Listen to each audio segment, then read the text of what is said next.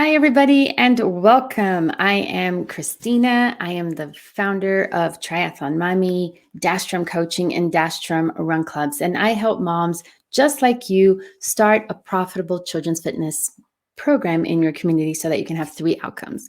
First is that you can earn income. This is a business.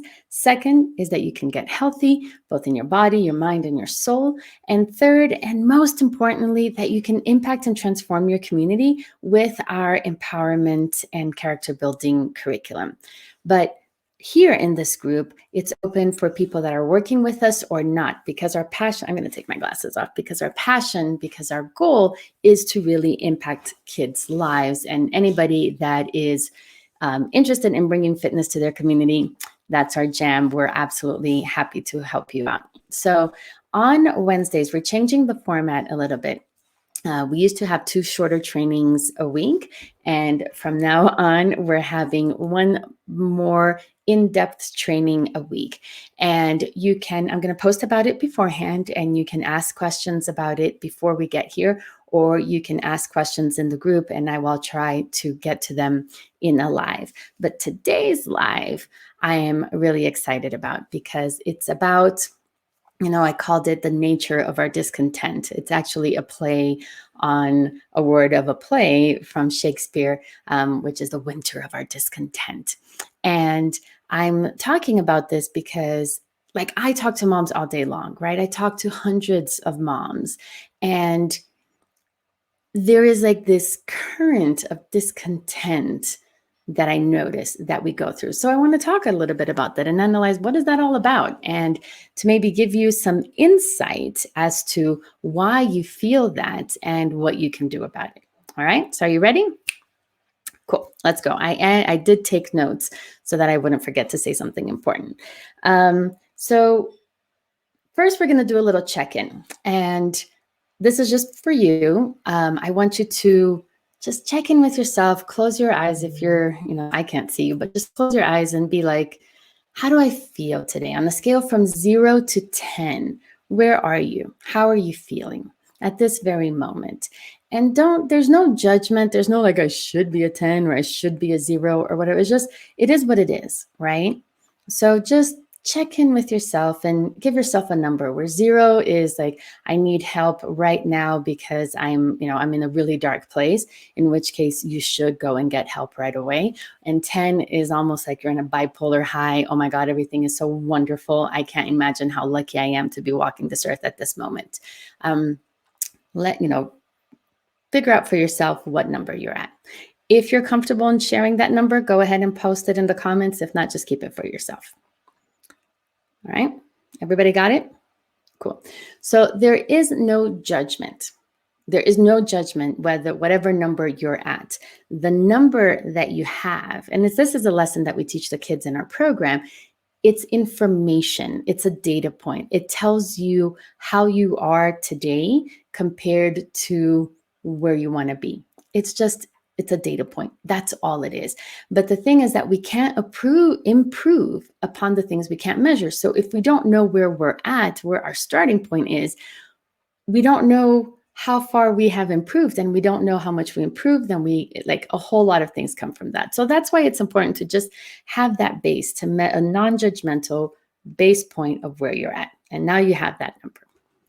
So then my next question is, what would it take for you to be 2 numbers higher than that?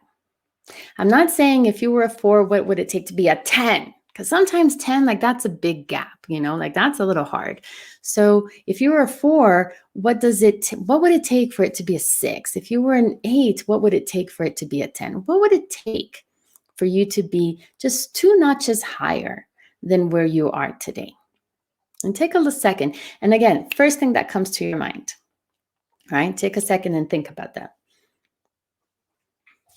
All right, so I'm curious as to what those things are, right? So maybe for you, it was I'm at a 5, and really what would make me a 7 is that my kitchen were clean, because it drives me bananas that I wake up in the morning and the dishes are still there and my house is a mess, and that's what would give me a 7. And I honor that and I respect that, but I don't think that that's the problem. Because then I want to ask you, well, why is it that your kitchen is a mess? Why is it like, if it's so important, why is it a mess? And maybe you'll tell me, it's like, are you freaking kidding me? Because my kids are in online school, because I'm working, because I don't have time, because the dog is sick, because it's snowing, which true story. It's snowing outside my window in September. I mean, like, how do you want me to have a clean kitchen when all of this shit is going on? Valid, but why? I want you to dig, like, the reason why your kitchen is dirty, or you have a messy kitchen is kind of graining on your ability to be a 7. I get that. But why? You said you don't have time. Okay. I respect that. I understand. But why don't you have time? And maybe you tell me, it's like, well, I don't have time because I just told you I'm too busy doing all these things for everybody else. Okay. I get that. But why? Why are you busy doing everything for somebody else, for everybody else? Like, because I'm a mom, because that's what moms do. And then I'm going to ask you again, but why? Why is it that that's what moms do? And it's like, because if I don't do that, then I'm a bad mom. And that is where your point is. That is the true nature of your discontent, that you have equated being a good mom with having a clean kitchen.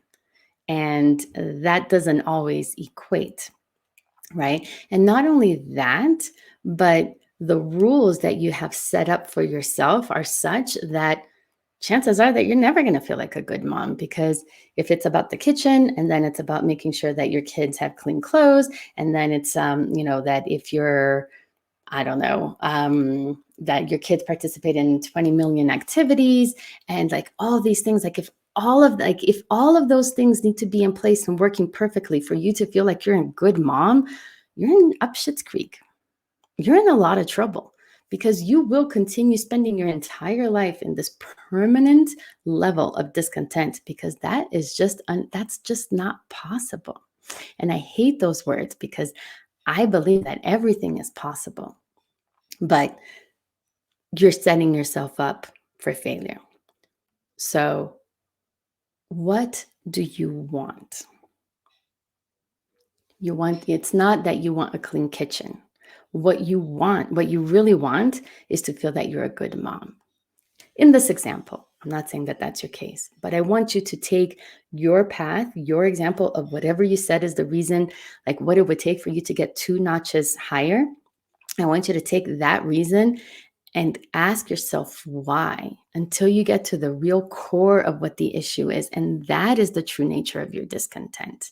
So in our little example here of the clean kitchen, is feeling like what you really need in order to go from a 5 to a 7 is to feel like you're a good mom. Okay, that we can work with. But if you don't know what it is, if if you really think it's about the dirty kitchen, then you are going to clean the kitchen, and then you're going to turn around and you're going to look at the bedroom and you're going to go, oh, fuck's sake, look at the bedroom. I'm really cussing today. I'm going to try to stop that. And, I was like, oh, for God's sakes, look at the bedroom. I'm a terrible mom because the bedroom is not clean. And then you're going to clean the bedroom. And then you're going to go and you're going to see that, I don't know, your teenage son hasn't showered in a week. Not saying that I have any personal experience with that. And it's like, oh my gosh, like I'm a complete failure of a mom. My kid hasn't even showered in a week. Like, you're never going to get it there. Okay. So it's not about these external top of mind thing. You really have to dig deep to understand what it is at the core of the nature of your discontent. And once you know what it is, I'm not a good mom, or I don't feel like I'm a good mom, then you need to understand what is the opposite of that. So what makes you a good mom? What makes you? So I have somebody that says, I like how you broke it down until you found the real reason for discontent in your example. Yeah, but that's exactly what you need to do with everything. because usually your first answer is like, it's what is top of mind, but that is not it. You need to go willing to go deeper and deeper and deeper and deeper, because then you're going to be able to solve the problem. Right? So I'll give you an example. So I taught middle school last year. I taught a class at my local middle school. And it's our empowerment program, but I did it in the classroom. And so for the first day of class, I would have a group of, I don't know, like 20 middle schoolers. And I would ask them, all right, just tell me your name, your grade, and what is your favorite potato chip? And so I'd have, because like, my name is Mary and I'm in 7th grade and my favorite potato chip is salt and vinegar. And then I would have Jack, and Jack's, in 8th grade, and his favorite potato chip is ranch. And somebody else is Takis. And you always had like those 3 or 4 kids that are like, I don't know what my favorite potato chip is. Or you'd get those like, I don't care about potato chips. I don't even like potato chips. So I'd be like, okay. And I would take their answers. And so I would go to the supermarket. And for the next class, I would bring in exactly the potato chips that everybody asked for. So I would say, Mary, okay, Mary told me that she liked, I forgot what I said, salt and vinegar. Here's your salt and vinegar potato chips. And here is your ranch potato chips for Jack. And this is so I would give everybody exactly what they asked for in their potato chips. And then to the people that told me, I don't know, I don't care, I hate potato chips, to those kids, I would get the plain old Lay's and I would smush it up a little bit. And sometimes I would actually get whatever was on sale. So one time, like the pork rinds were on sale, and I'm not a big fan, but I got those. And I would just like smush it up a little bit, and I would give it to them. And I would look at them, and I would tell them, it's like, you could have had anything that you wanted. All you had to do was ask. You could have told me, you know what, coach? I don't like potato chips, but I like jelly beans. And I would have gotten you the jelly beans. You could have told me anything and I would have gone for you. But you didn't tell me what you wanted.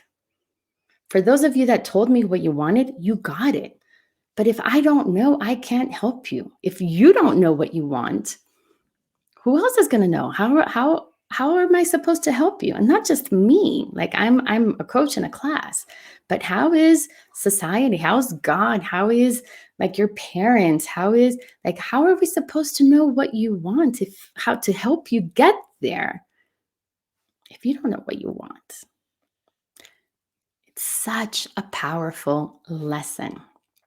And the next time that we did a game, I said, okay, we're going to play this game and winners get to choose what kind of cookies I bring as a prize.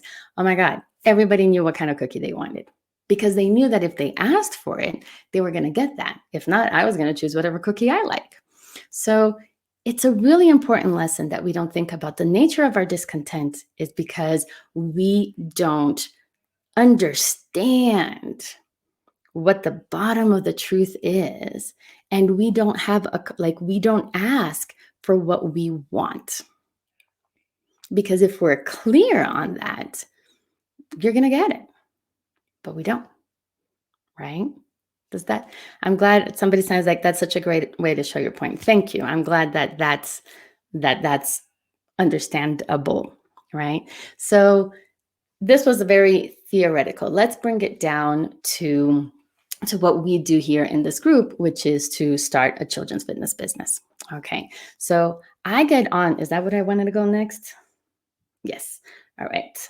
All right, yeah, so I had to look at my notes because this is a little longer format. So let's bring it down to the level of talking about your business.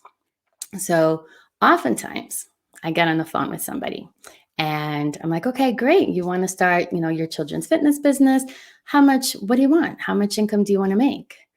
And I cannot tell you how many times I hear from the other side, it's like, oh, I don't know. I never thought about that. You never thought about that? We're getting on a call for you to start a business. The first thing you need to do is know, why you're doing it. Like, what do you want from it? How much money do you want to make? Right. And then I have the second group of moms that says like, oh, I don't know. I just want a little something because I don't want to work full time. So maybe like $500 a month. Really? You're going to go through all this trouble of starting a business, of learning something new, of going out of of doing it for $500 a month? And I know that money is not everybody's prime motivator. It's certainly not my prime motivator, but it's still a business. And what I do is that I challenge them is like, why would you only ask for 500 when you could say is like, I want 5,000? And it's like, oh, I didn't think I could get that. See, the issue is not what you want. The issue is that you're not sure that you can get it. So before I even tell you anything about what is possible or what is not as possible with our program, you're already cutting yourself to 500 bucks. Because in your head, you don't understand or you can't figure out or you didn't think that you could get $5,000 but still be a good mom. And maybe you can't. I don't know. It depends on where you live and our circumstances. But if you don't ask for what you want, then how in the world am I supposed to help you get there? Or how am I supposed to know if I can help you get there? So most of us cut down what we want because we think it's not going to be possible before the experts or somebody that knows better will tell us that. So I'm here to tell you that you can wake up every day at a 9. When you are waking up at that 9, I call it waking up with joy.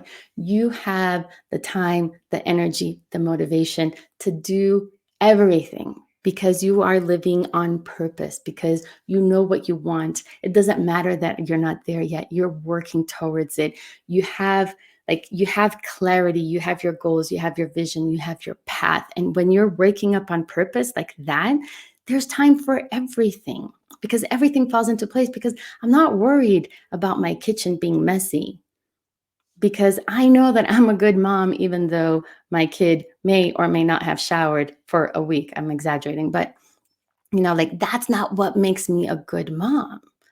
What makes me a good mom is that I'm living in my purpose, that I'm joyful, that I'm there for my kids, that they see me going after my dreams. That's what makes me a good mom. So back to the example of the mom that wasn't asking for a lot, for the $500 to start her business. She thinks maybe that if she made a little bit, then she wouldn't have to take away from her family, right? It's like, it's what she can give so that she doesn't take away from her kids. And I'm here to tell you that when you are living in your 4 or in your 5, when you are not in your purpose, when you are thinking that you can't be making $3,000 a month working 2 hours a day because you're a mom, you're not protecting them by not asking for more.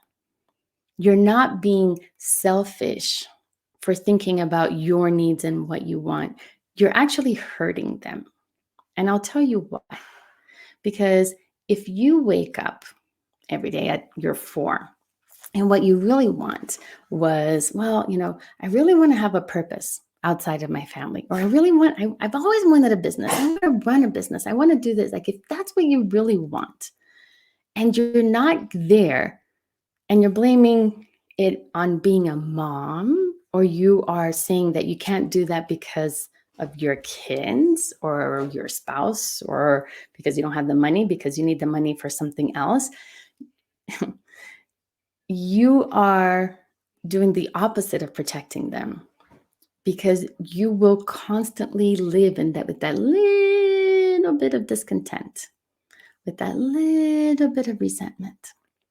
And it's not something that we do consciously, it's something that we do subconsciously, but it's there. And it's there because you are not living in your purpose. And you're not living in your purpose because you are protecting your family, because you can't go for the big stuff because you're a mom.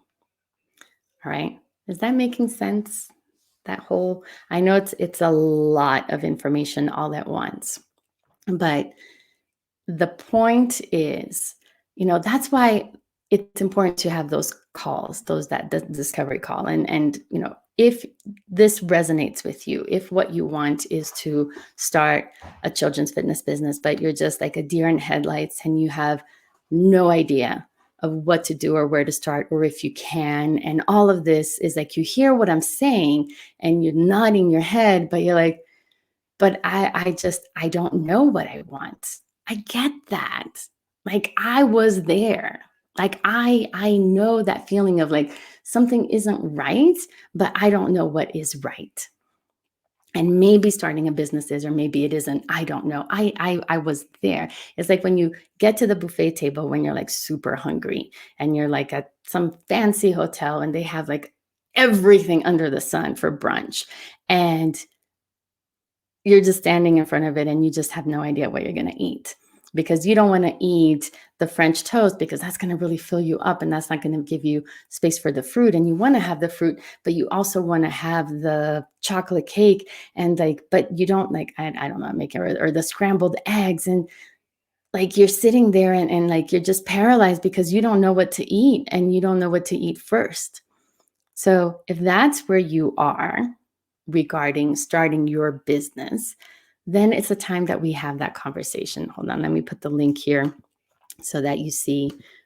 There we go. That's the link that you use to have that conversation, because that's the conversation. Like, we may not end up working together. Most people that I talk to are not a good fit, and that is okay. But in that conversation, that's where we talk about, what is it that you want? What are your goals? And if you don't know what you want, then we have to dig in a little bit deeper. The whys, the whys, the whys, the whys, until we get to the bottom of it so that we know what it is and how we can help you get there. And if I can help you get there, then I'm going to show you how. And if I can't, I can't. I'm not going to tell you I can. I'll refer you to somebody or to another group or to another organization that might be a better fit for you. But either way, I can't tell you how many people have had a discovery call with me and totally not a good fit for our program, but they still leave like, empowered. They still leave with information, with the clarity that they didn't have before. So if that is what you are up to or are interested in, then by all means book a call and let's talk about it. If you are, if you have questions and you're like, oh, that was good, Cristina, like, can you talk more about this or can you talk more about that? Then you can either shoot me an email or put in it on a comment here or send me a DM and tell me, what is it that you want to know about? Because that way I can address that in those lives. And if you're watching this after the live, just put like #replay and put your comment or your question, and I will come back and I will read those. And before I let you go, I did want to address one of the comments that I got yesterday in yesterday's post, and it was from Stephanie, Stephanie is actually a client of mine in the program. And I should have done this before, so my apologies. But, her question was, the nature of her discontent was that her husband didn't do the things that she knows that he could do, but he doesn't do them. And that, she said, like, if only he did those things, then and that's like a really, really dangerous way of thinking, because it's not like it's giving your power to somebody else. It's like that person, like, so your husband is responsible for how you feel. That sucks, right? So we dug in a little bit and it's like, well, what bothers you more, that the things that you want aren't done, or that they're not done the way that you want them to be done? And then she talked about, the not having, the letting go of the control of having things be her way. it's the same thing, right? So if she knows, if she was able to dig a little bit deeper and understand, like if Stephanie, if you're watching this, if you know that what you want to do is let go of that control, it starts there. It starts understanding what the true nature of your discontent is. And now think of the opposite. And we'll do this together in our coaching call because, again, like Stephanie's in our program. But if you're a Stephanie, or if you have a question and you're thinking, okay, what do I do? So find out that the nature of your discontent, and then find out what you want. What is the opposite of that? What is the goal that you want? Because without, so once you have that goal, once you have that vision, then you can take steps to get there. All right. And I'm going on for way too long. So what I'm probably going to do is I'm going to leave this question. I'll probably come back to it in another live about control and about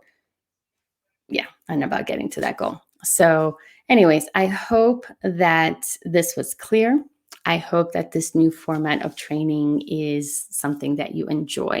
I would love to hear your feedback about this training. And again, if you are whatever number you're waking up at, ask yourself, what would it take to be 2 numbers higher, and figure out the true nature of your discontent. That is step number 1. And step number 2 is then, what is your goal? What do you want? And don't cut yourself short. Don't sell yourself short. Ask. Because if you don't ask and if you don't say what you want, I can guarantee that you're not going to get it. You're going to be like the kid that got the pork rinds because he didn't tell me that what he really liked was Takis. Okay? All right, guys. Thank you so much for being here. Book a call if we haven't met already or if we haven't talked, and I will see you next Wednesday. Take care, everybody. Bye.